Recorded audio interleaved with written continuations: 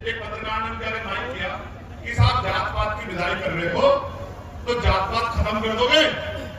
तो बोले नहीं, हम हिंदू हिंदू भाई भाई की बात तो कर रहे हैं, लेकिन हम जात पात खत्म नहीं करना चाहते। जात पात में जो अहंकार है वो खत्म करना चाहते। समझो मेरी बात को। वो कह रहे हैं कि हम जात पात नहीं खत्म करना चाहते, जात पात में जो अहंकार है वो खत्म करना चाहते हैं। ये अहंकार तो आपके महापुरुषों ने, आपके पूर्वजों ने तब भी खत्म नहीं किया जब बाबा साहब अम्बेडकर इस देश में लड़ रहे थे कि हिंदू धर्म में, सनातन में जो कुरीतियां है उनको निकालने का काम किया।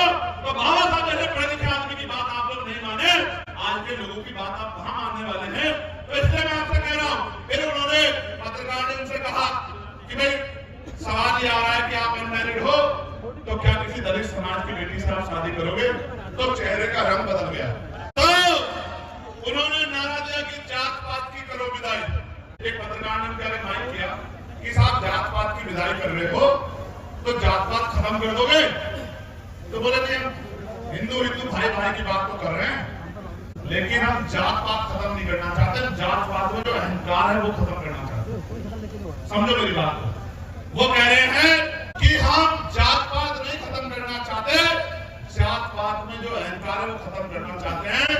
ये अहंकार तो आपके महापुरुषों ने, आपके पूर्वजों ने तब भी खत्म नहीं किया जब बाबा साहब अम्बेडकर इस देश में लड़ रहे थे कि हिंदू धर्म में, सनातन में जो कुरीतियां है उनको निकालने का काम किया।